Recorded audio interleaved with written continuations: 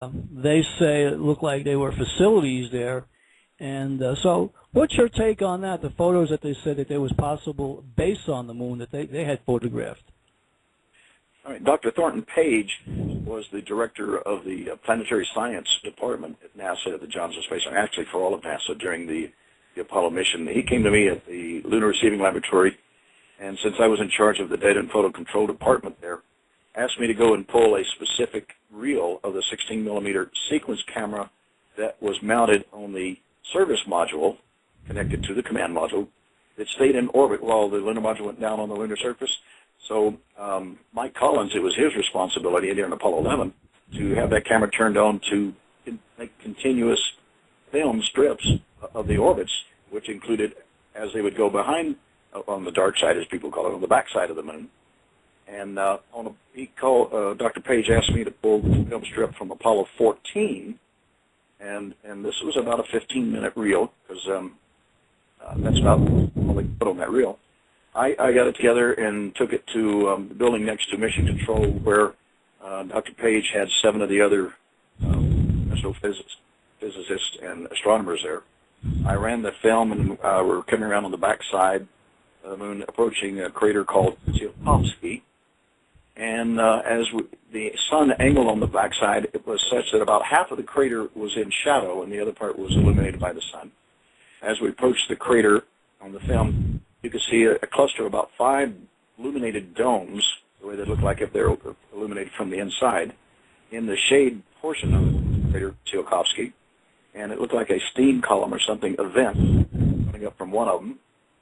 Dr. Page asked me to stop the film. Oh, by the way, the reason he chose me to do that is because I have military experience using a gun sequence camera. And for those that don't know what a gun sequence camera is, when the pilots are flying missions, or they're dropping bombs, or they're in an attack and firing, they have a camera that will record what it is that they're watching. This allows them to analyze the film later. They can stop the frames, go multiple frames at a time. They can zoom in close and back out. Well, this was the projector that I used.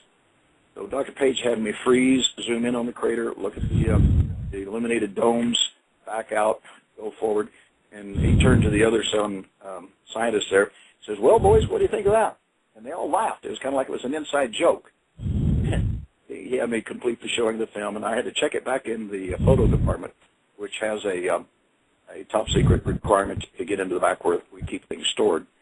And this is another sidelight for me to throw in for you real fast, is that when I was carrying the film back into there, I went into the inner room. There was a light table about 3 feet by 4 feet. It had some, 10 by 11, or 8.5 by 11 positive transparencies on it, and there were 3 people there, 2 men and a lady, and they were, with ink, they were painting out areas on the surface and on the horizon, and I asked them what they were doing. One of the guys quipped real quick. He says, we're professional strippers. The young lady, she didn't like that too much, I guess, because she said, no, actually what we were doing is we're painting out the stars and things on the horizon because people would get confused about what they're seeing. And, of course, later in years, I've seen where some of the towers and things that on the lib are on what you would consider the horizon on the lunar surface, where some of these, 3 mile or 2 mile high towers would actually be sticking up above the surface. Those things had been painted out as well. Anyway, I checked the film in, and the next day I was to show the same film to the NASA rank-and-file engineers, and as I get it started, I'm coming up on Tsiolkovsky, and I nudged, actually it was my brother there, Dr. Johnston, and I told him, I said, you're not going to believe what we saw on the moon. Take a look at this. And as we approach it, there's the dark area, and there's no lights, nothing being shown there. I told the audience that I'm having technical difficulties, stopped the film, took it out, examined it. There were no cuts or splices that I could determine at that time. Anyway, I put it back in, completed the showing, went back to check the film into the photo lab. I ran into Dr. Page at the Lunar Receiving Laboratory later that afternoon. I asked him, I said, Dr. Page, what happened to the lights and domes and things we found on the backside of the moon?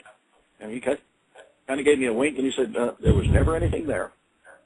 Well, yeah, I saw that on your YouTube Smithsonian special. You make mention to that exact story verbatim, so you've just told that exactly the way I heard it yesterday. My question is, last year I had came across some photos from the European Space Agency, which showed the possibility on Mars of a community or a civilization on Mars. That the photo had been scrubbed, but they unscrubbed the photo by taking out some of the resolution of it, and if you did a couple of things and you tweaked it a little bit, you're able to see the remnants of the possibility of streets, roads, and buildings and stuff. So it kind of blew me away to see that the possibility that something there might exist. Can you address that, Ken? Yeah, and you're getting a little far from your microphone. It was a little hard to hear you there. There's no question in my mind about the civilization existing on Mars at one time. And in fact, if you look into some research done by Michael Tellinger, and he wrote a book called The Slave Species of God, and it's with a little g, goes into a lot of explanation. Rather than Anunnaki, it was the Igigi, which was a way station on Mars, as they would transport gold from the Earth to Mars and then on back to Nauru. There's a tremendous amount of data in ancient Sumerian texts and writings that Sitchin had written about, and all, that would give us a clue as to not only our origin, but what took place on Mars. And I have seen, since working on, let's see, Dark Mission, Monuments of Mars, and all, there are so many proof and pictures and things, not only of ancient structures that kind of look like Nagasaki or Hiroshima, where they've been obliterated, but they're still there over a couple 100,000 years. There's still evidence of the ruins.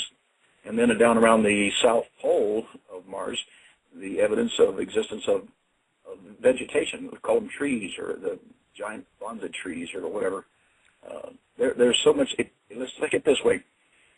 When we first landed on the moon, we started looking at pictures of Mars. Excuse me, I meant Mars. I meant evidence that there was water. NASA took years before they would finally admit that there was evidence of water on the moon. And unfortunately, we have to find the proof and keep hammering away until they just finally give up because you've dumped a bucket of Mars water on top of them. Right, right. Now, let me ask you this. There are those that say that there are planets that are hollow. What say you about the moon and Mars? As far as being hollow? Yes. Forgive me, I am having difficulty hearing you because I don't know if you're close to the microphone or not. Of course, I've read about the hollow Earth. Okay, are you still there? Yeah, I'm here. What the question is the moon or Mars or any of the planets in the solar system hollow? The only one that I would, there's several instances, but we used to joke about that, and on Apollo 14 is a good example, Hadley Reel. There are some pictures and things that show, looks like buttresses coming along the canyon along from Mount Hadley going down into Hadley Reel. It looks like it is part of a structure. And there's a lot of research that goes on that how the moon really came into orbit. Was it a part of the Earth or was it not? And, we can go to Star Wars and we can talk about the Death Star, the giant thing about as big as our moon, which is constructed.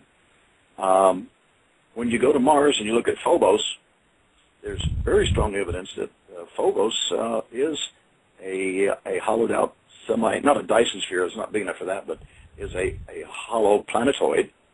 And there's probably the moon is just about, could possibly be the same thing. I was concerned about YU-55, the asteroid that just passed us at the beginning of this program, so whether or not it's going to impact on the moon or not. So is it on Apollo 11 and 12, actually on all of the lunar landing missions? One of the things we did after we rendezvoused with the command module, we separated the lunar module from it, backed it away from the command module, and then fired its retro rockets to bring it into a collision with the lunar surface. We had seismographic equipment that we'd put out on the lunar surface, and every time that the lunar module would hit the lunar surface, it would set up a shock wave, and it would ring not only just a few moments, but for hours, giving the indication that the moon was somewhat hollow, whether it was man-made hollow, or I should say intelligently made hollow, or just the way it was formed. Question for you. On some of these space missions, had any of the the astronauts seen any evidence of craft or while they were up on these missions where they actually saw other vehicles in outer space? Was anything that out of the ordinary that they might have experienced that we weren't aware of in these missions? Quite a few of the astronauts had reported back the same things. I know even on Apollo 11, Buzz Aldrin asked Mission Control where the S4B stage was that had been separated after they had fired it to put them into the translunar coast portion of the mission, and that was actually his code. He said, "Well, you know, we still see it out here." Whichever one knew that it wasn't anywhere near. I mean, we're talking about thousands and thousands of miles away. You'd not be able to see a small part of an SRB rocket tumbling out into space. And then my mind right now, I can't remember the astronaut who's fantastic artist. He's actually talked about craft that he saw, and there've been a lot of things. And of course, as a pilot, I've seen things even flying that I was unable to explain. That was it outdo anything and everything we were in. I was in an F-4 Phantom. So, question for you, Ken. In that first mission, the Apollo mission, did any of the astronauts die under mysterious circumstances in that whole group, the first Apollo set of astronauts? oh, well, we did. We had several accidents. One of them was a failure of a jet, and the jet plowed into is either Lockheed Martin's one of the buildings there. Most of his life, there were a couple of accidents with automobile and motorcycles where astronauts died. I don't know that they would be considered unusual, because you have to understand, jet jocks, we have a tendency to want to go fast, and there are times where we put ourselves in kind of danger that we think we can handle the moment and the situation. I don't do that anymore. So now, Ken, are you not with any of the space programs now at this particular time? No. For 5 years, I was one of NASA and JPL's solar system ambassadors, and in that capacity, I would go to civic groups, schools, organizations, and talk about what NASA was doing in our space program and the advances we'd made. And of course, I never talked about any of the Apollo 14 pictures or anything that would be negative at the time. But when the book Dark Mission, NASA's History and Secret History of NASA came out, a gentleman by the name of James Oberg, who actually was a good friend of mine back when I was at NASA, he came out on the attack on me. We've always called him the attack dog on anything UFO or that goes bump in the night. He gives all kinds of explanations for them. Well, he came out attacking my credibility, and at one point said I was never there. And, of course, I have all the documents and records to prove it, and I'd put them out on the Internet and prove that he was wrong. But because of that, JPL came through and put the pressure on me to resign from the Solar System Ambassador Program. I refused to do that, so then I was terminated. And that was my last direct contact with the space program. Everything since then has been on my private research. Are you bitter about that, or are you okay with that? I don't. Part of it, and as I explained to JPL, I said, you just told me that you have people that work for you that have all kinds of different ideas and opinions, and they have this opinion, that opinion, yet they were not going to allow my personal opinion of things of firsthand experience. So I was a little miffed at it, and but I've come to accept that, and in a way it has demonstrated the extent and extremes that NASA will go to try to keep things secret. Speaking of keeping things secret, I just have a question here again, devil's advocate again, Ken. So don't kill the messenger here. My question is, why hasn't there been another attempt to land on the moon? Well, I probably have about as much insight on that as you have. There was talk at the time while we were there, the private conversation, which we considered the medical link that we could talk to Mission Control privately that wasn't going out on the net, where the discussion was that there was other entities, there were other entities on the moon at the time watching us, and later this story came out that we were warned away that we weren't ready yet and for us not to come back to the moon. And now we've progressed. I hope we progressed.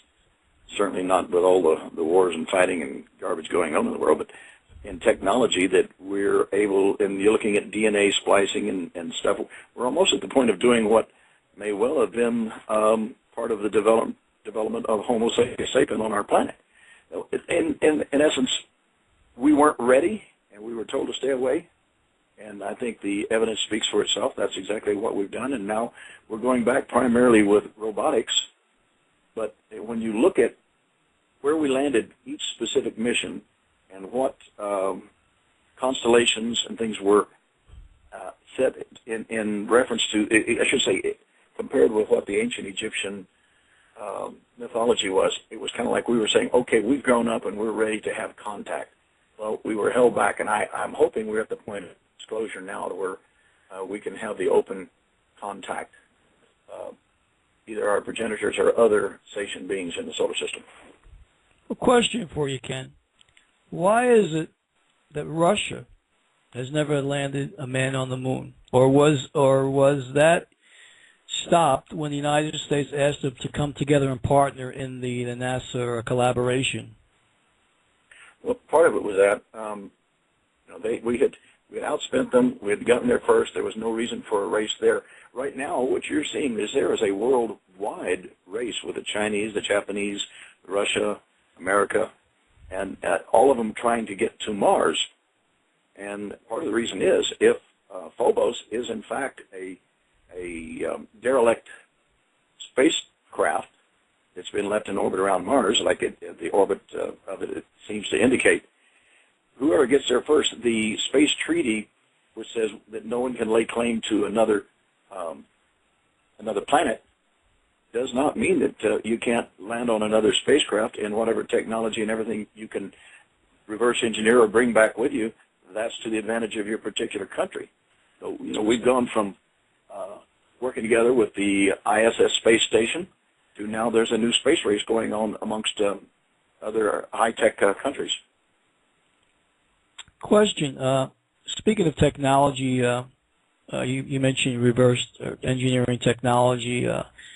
And a lot of the UFO specials you hear about the craft that has been captured, down craft that we took. We've got them in underground bases or wherever where there is reverse technology going on to try to figure out how to produce these crafts. Any truth to that?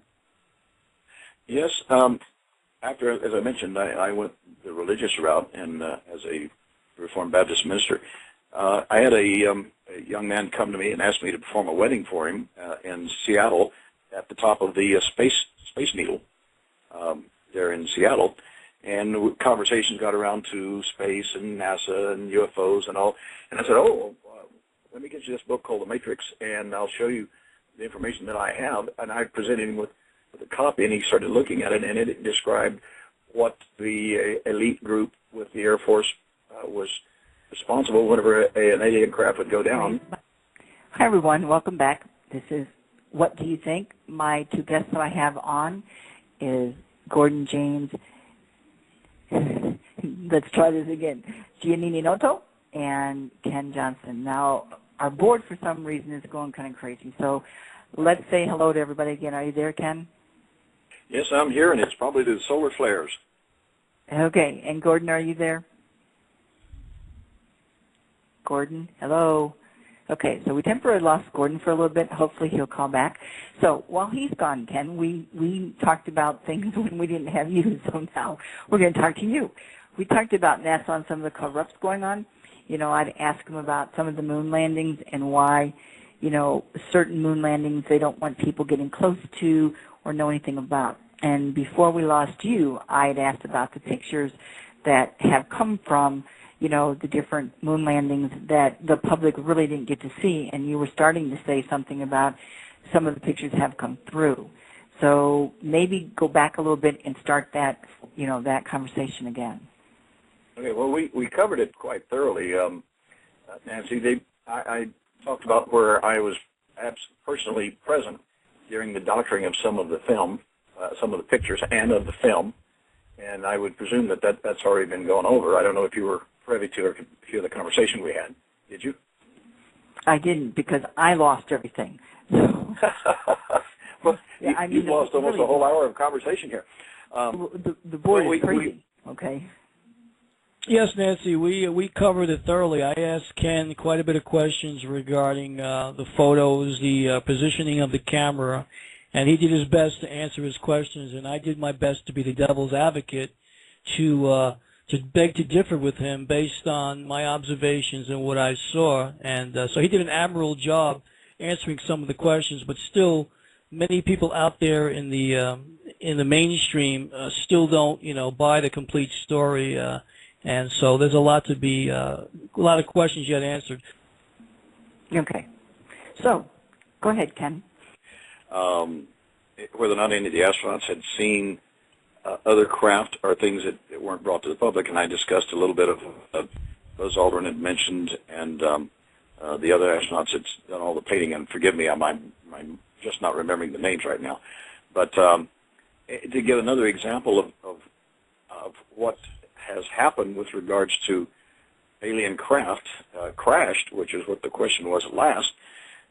And I was explaining where I was prepared and did perform a wedding for a young man who was in the Air Force, a young staff sergeant. And in the 2 days that I got to know him and his fiancée, we got to discussing UFOs and crashed. And then I told him all about, well, I have the documents to show how the Air Force planned on how to recover, retrieve, and move any crashed alien spacecraft. And I was showing him the way the structure of the teams were made up and where some of the crashes were in the recovery.